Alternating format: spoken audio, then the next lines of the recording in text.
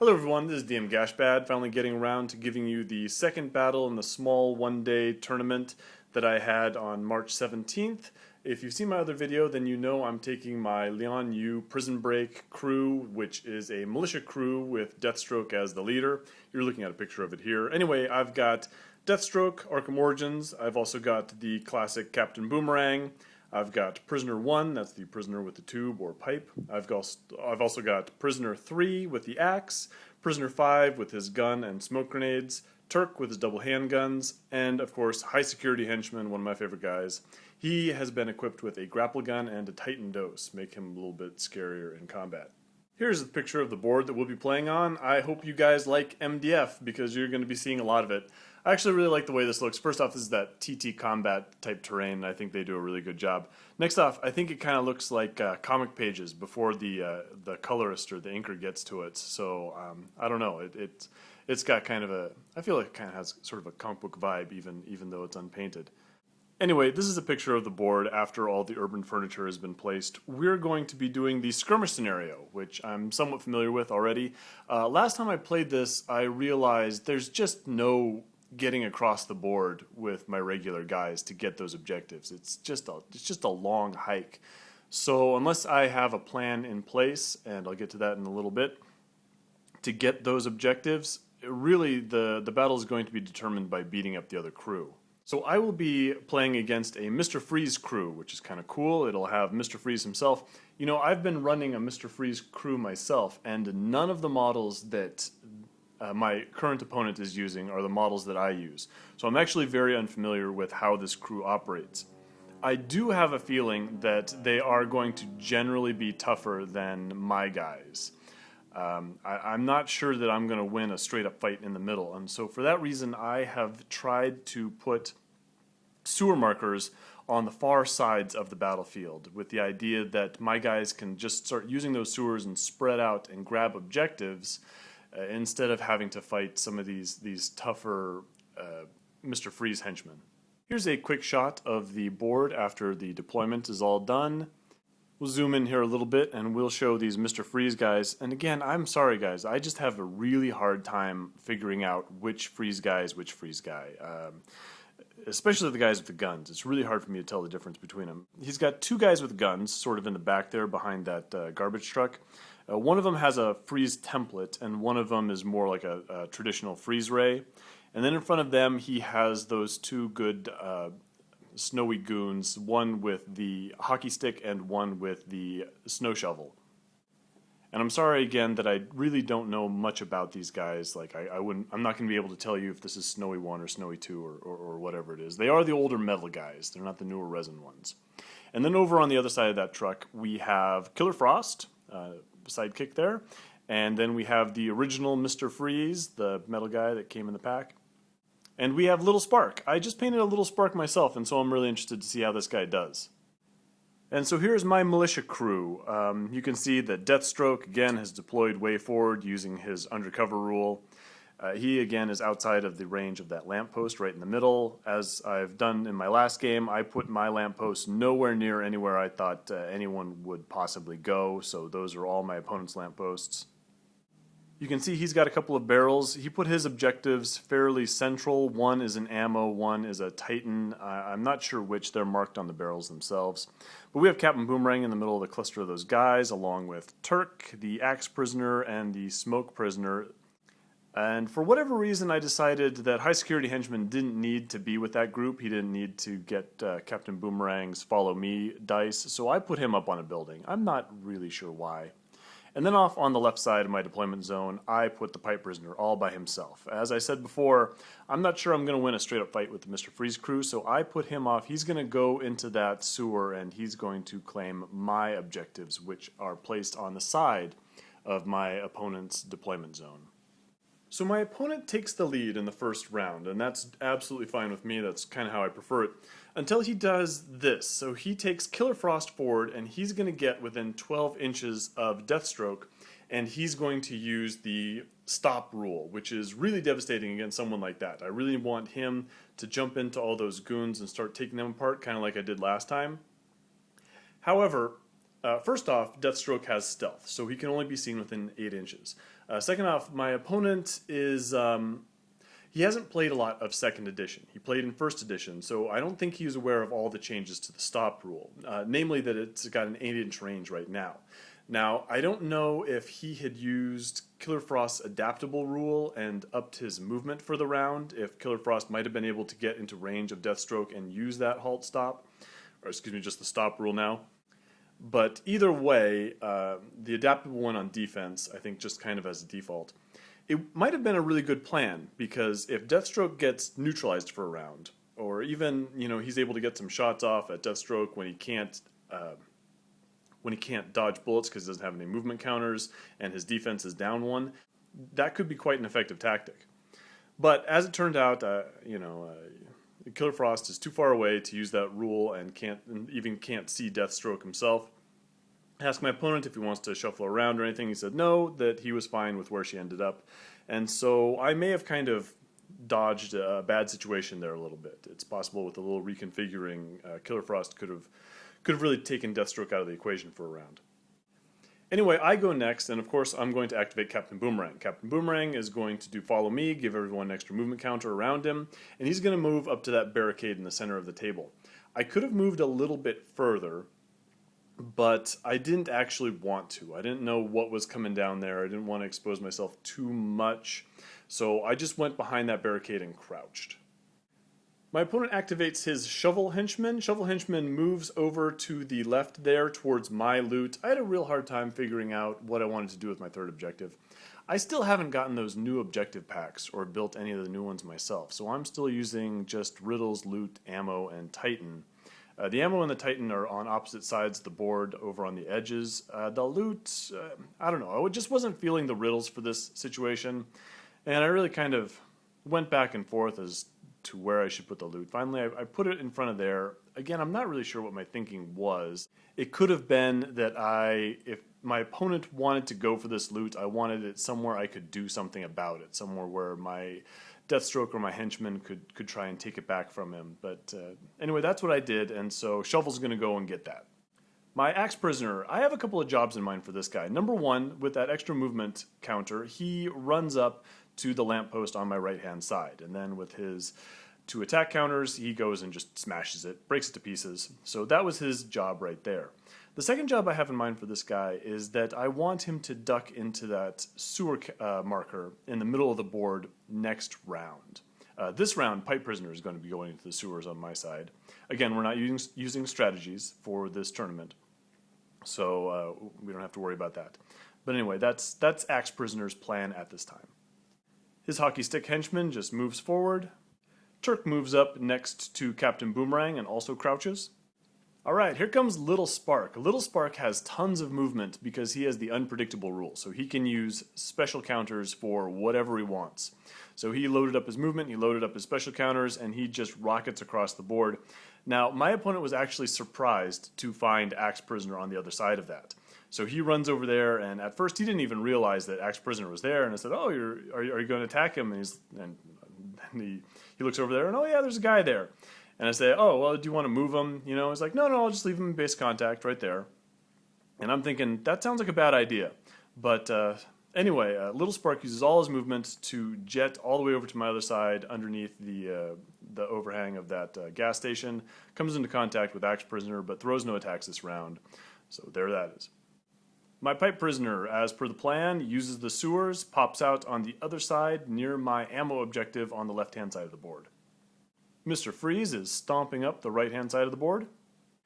And this was why I thought maybe Little Spark was in a bad position. See, he's in range of High Security Henchman, who was up on that building in my deployment zone.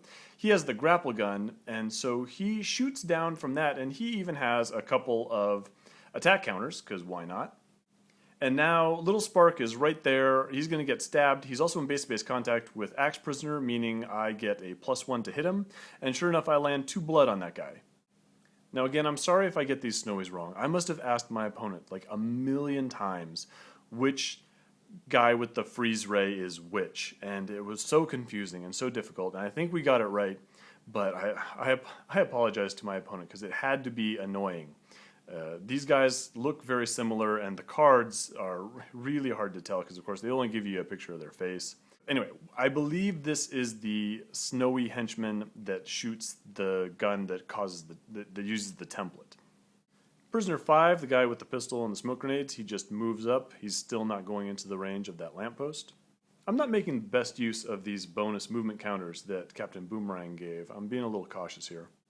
I believe this is the Snowy with the freeze ray. He moves up as well. Okay, and now it's Deathstroke's turn. This is what I wanted to do with Deathstroke. I believe he can take out all these normal henchmen. I don't think they pose that much of a threat to him. I'm a little worried about Mr. Freeze. I'm a little worried about Killer Frost, but they're over on the right, and there's just this giant cluster of henchmen. I don't think this is going to be too much of a challenge for Mr. Slade Wilson. So I'm going to do the same thing I did last game. I'm going to run up into the ranged combatant that I think is the biggest threat. In this case, I believe it's the one that has the freeze ray that has a rate of fire of 2. Anyway, I'm going to base him so that next round he doesn't get his full rate of fire. And I'm going to use that 2-inch reach stick, and I'm going to bludgeon the other shooty Snowy henchman into unconsciousness. That's the guy that shoots the template. So with that, with Deathstroke, I'm still more concerned with the shooting than with the hand-to-hand combat guys. I don't know if that's right or wrong. But so I'm just going to jump in here and I'm basically going to neutralize all of his ranged attacks. So it's the next round and we reach into the Bag of Destiny and I take the lead, which works just fine for me. Now again, I'm not feeling too threatened with Deathstroke over there on the left, so I'm going to take advantage of the situation from the end of the last round and I'm going to activate High Security Henchman. High Security Henchman is loaded with attack counters and I know that Mr. Freeze shoots a big template thing, so I want to start spreading my guys out as fast as possible. So the first thing I do is I go stabby, stabby, stabby, and I take out that Little Spark. Little Spark takes 4 blood. He's incapacitated. I grab myself a nice 2 victory points, and then High Security Henchman runs away. I don't want to stand near the Axe Prisoner because I think he's going to get a big freeze blast to the face. Sure enough, that's what happens. Mr. Freeze stomps forward and he fires his big freeze blast into all those guys. Captain Boomerang has a bunch of movement counters, so he's going to dodge away. Man, I love having dodge on Captain Boomerang. He's not an acrobat, but he does have dodge, and it has really been protecting me against these templates in this tournament. Unfortunately, the other guys don't have that advantage, and they both take 2 blood. But Mr. Freeze isn't even done yet. He takes his Ice Flash ability, and he targets Captain Boomerang. Captain Boomerang has to make his endurance check, I believe it is, and he fails. So he is frozen. He can't use any counters or do anything else this round. But I get an activation now. Turk is within 8 inches of the hockey stick henchman, so he gets to do what Turk does, and he opens fire on that guy with his double handguns. Now, one thing that I didn't mention is the only piece of equipment that my opponent gave to his crew is that both his shovel henchman and his stick henchman have bulletproof vests. So that takes a lot of the sting out of this otherwise pretty devastating attack. So yeah, Turk actually rolls pretty poorly and only ends up causing 1 blood and 2 stun, and with that he doesn't like the look of that guy, so he just moves away. So the hockey stick henchman gets to activate next. He's going to take a big swing with his reach weapon, and he's going to try and beat up Deathstroke. He's not scared of him. So he doesn't cause any damage, but he does get a couple of hits, and he gets a knockdown result on Deathstroke. So Deathstroke is gone and slipped on all the ice, and he's fallen down. No damage, but hockey stick henchman then uses the rest of his activation to move up the board. So Deathstroke can't just be lying down on the ground waiting for that shovel henchman to come over there and punch him in the face while he's defense 2. So he springs up, which he can do for free because he's an acrobat, and then he takes out his sword and he goes and sticks that thing in that freeze ray henchman a whole bunch of times. Now another annoying thing about these snowy henchmen is that they all have hockey gear, so Deathstroke's sword doesn't get the benefit of the sharp rule. But even so, he chops that guy up good and proper, so I have got 1 unconscious ranged attacker and I've got 1 just incapacitated ranged attacker. So Deathstroke's doing real well, and on top of that, he's going to go and jump up, just race in front of that Snowy with the shovel there and grab the loot right out from under him. Well, the shovel guy doesn't love that, so he takes a couple of swings at Deathstroke and actually manages to hit and wound. So he puts 2 stun on Deathstroke and again gets another knockdown. So Yeah, I guess these guys just got ice everywhere. These Freeze henchmen have just frozen over this part of Gotham City, and Deathstroke's having a real hard time not slipping and falling on the ground. With that done, he goes and moves up towards the rest of my crew into the center of the table. But that does mean that he's right there in front of Prisoner 5, and Prisoner 5's got that gun, so he goes bang, bang, bang. He shoots at the hockey stick guy, trying to pick away more health on them. They have a lot of health. They have like 7 endurance each. He doesn't end up doing much of anything, and so yeah, those bulletproof vests are doing pretty well. And he just kind of shuffles around along the other side, just trying to make it more difficult for these people to run down and beat up all my regular henchmen. Killer Frost activates next. She runs up and shoots ice daggers at Captain Boomerang. Doesn't roll super well. She only causes 1 stun. Axe Prisoner sees no reason not to go over there and plant that axe onto Mr. Freeze. Mr. Freeze, though, he's got that armor. He's really tough. He doesn't cause any damage. And finally, my Pipe Prisoner just walks over to that ammo and starts getting me those awesome victory points. So it is the next round, and again, I take the lead, which is fantastic news for me. I'm getting pretty lucky with that sort of thing. Again, there are a lot of options for me to do, and again, I think I'm going to go with this one.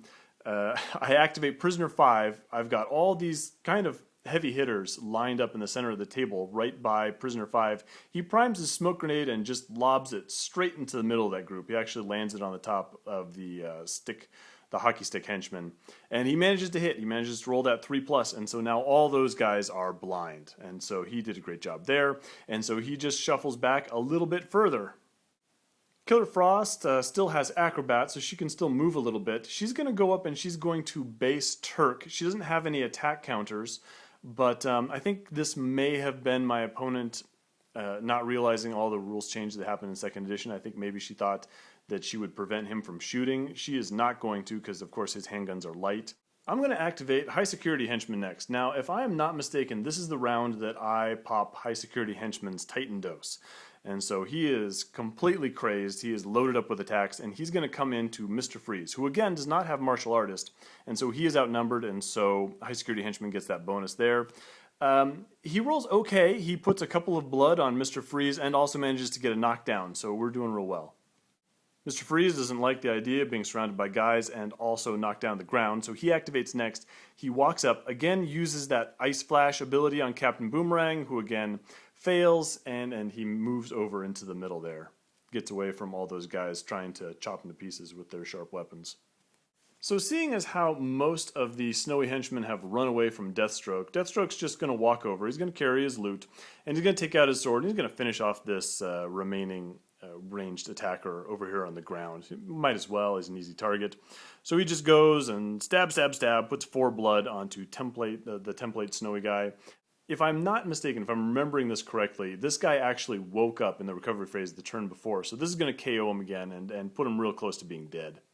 So as Turk has a light weapon and there's nothing stopping me from shooting a guy that's not the person in base contact, and since he's not taking any pings because he's in contact with that little railing that he was next to, he's going to shoot at Mr. Freeze right there with one of his handguns. He is not going to do fantastically, so he's just going to fire those guns. I don't know that he does any damage at all, and just move into base contact, getting ready for me piling more melee guys in there in a future round. The hockey stick henchman is blind, but he just stumbles forward a little bit. The axe prisoner comes up, gets that nice bonus to hit because of outnumbering. He does land 2 blood on Mr. Freeze, so Mr. Freeze is getting his health chipped away here. And Pipe Prisoner, of course, is just going to take his time looking through the ammo box and finding more victory points. My luck is absolutely on a roll. It's the next turn, we go into the Bag of Destiny, and I get to take the lead yet again. Well, this is it. This is the best opportunity I'm going to get. I'm going to activate High Security Henchman. Mr. Freeze is absolutely surrounded by people. High Security Henchman comes in and stab, stab, stab. Mr. Freeze is no more. He's going to have to go back to his cryo chamber to heal that one off. Now, we were told later that Mr. Freeze has a particular ability that I guess my opponent forgot about, something about healing himself with special counters or anything. Anyway, it turns out that Mr. Freeze just had a gigantic amount of special counters loaded this round. I guess he's also desensitized, so all this damage that I'm doing wasn't taking away his action counters, Anyway, there was a special rule that probably could have saved him in this situation where he could have healed himself, but it didn't come to be. High security henchman's just being a beast. I kept remembering, I was actually remembering to put the special counter to give him that devastating blow ability, which takes away from the armor that Mr. Freeze has. So anyway, that plus the outnumbering, plus the sharp knives. Yeah, it's bad news for Mr. Freeze. Too many guys. Killer Frost is seeing the writing on the wall. She's not going to jump in there and try and save any of her companions. She's going to run over to that ammo objective, and she's going to get those victory points. But hey, Captain Boomerang actually gets to do something now because Mr. Freeze isn't around to turn him into an icicle. So he just saunters over a little bit and tosses blade boomerangs into both the shovel henchman and the stick henchman because they're both within 2 inches and he has that ricochet ability. Shovel henchman ends up getting knocked down. I think I put a little damage on both of them, but not a ton. The shovel henchman is getting real low on action counters because of the damage that he's taken. Also, he has to spend another counter to get up, so he only gets to move a little bit and not do much else. That lets Turk open fire with his last bit of ammo. He shoots at the hockey stick henchman, and finally we get to KO somebody. He goes and moves around. We're going to surround that shovel henchman. Deathstroke takes a slight moment to go and take his sword and sword the snowy template freeze ray guy to death. So he's off the table and use the rest of his movement counters to go, find out what stick henchman's doing there unconscious on the ground. Pipe prisoner, of course, is just going to chill by that ammo. And the axe prisoner just moves up.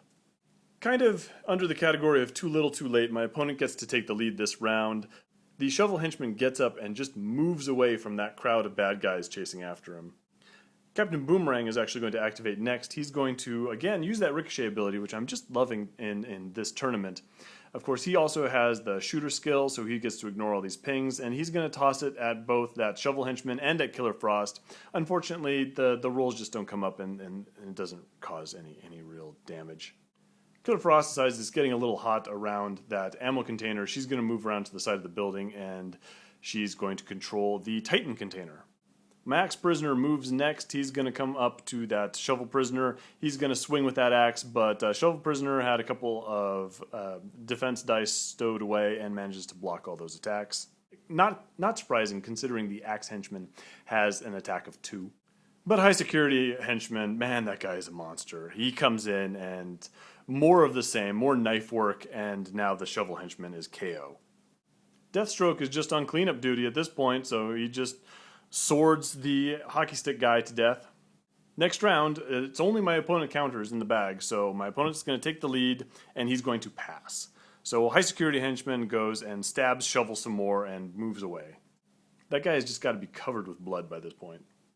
For my opponent's activation, Killer Frost just hangs out by her Titan container, and then on my next activation, the axe prisoner goes and just murders the shovel henchman. With that, the game is basically over. I mean, I've got more activations, but no one's gonna take out Killer Frost. No one's gonna stop her from getting those objectives. And my guys have just cleaned up the rest of the table, so it's another real solid win. I think the final victory point score was something like 40-8. So again, that was a 2-game tournament that we did, and yeah, it was a lot of fun. I enjoyed playing a different style Mr. Freeze crew. I played something like this. I played the same opponent with a very similar crew months ago with my Green Arrow crew. It's nice to revisit that.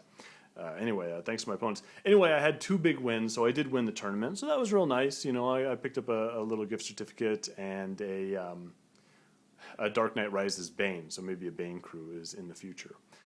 Again, these were either newer players or players kind of returning after a bit of an absence once 2nd edition came about. I hope they had a good time. You know, I hope you guys got something from these videos. I think I am going to have to retire Deathstroke a little bit. That guy is just too easy to use. As you saw in both these games, he kind of just sprang into the middle of a bunch of henchmen, and in the first game, free agents, and just took them all apart. I think he would have had a problem if Killer Frost and Mr. Freeze had been around all those henchmen to do the Ice Flash, to do the Stop, to do the Inspires. I think if my opponent was going to cluster up like that, he would have been better off leaving his leader and his sidekick in amongst those groups. Especially if, you know, he was so he got a couple of those knockdowns, and so if he had been in a position to maybe do some free let's goes or anything and take advantage of that, it's possible that Deathstroke could have get taken out actually really fast, or at least I would have had to been a lot more careful about jumping him into the middle of that whole crew. But anyway, that's just my tip for next time. Maybe if you fight Deathstroke yourself, someone big like that, don't keep all your weak guys clustered up, because they'll just jump in the middle of that. Make sure your leader or someone reasonably powerful is around there to act as a counter. The first time I used this guy, Azrael was around, and he was a bit of a foil. Azrael was hard to take down, and he was cutting down my support while Deathstroke was trying to chase him down. Again, thanks to Grayscape Games for hosting the tournament, and thanks to all my opponents. I had good games. And thanks for watching. I will see you on the next one.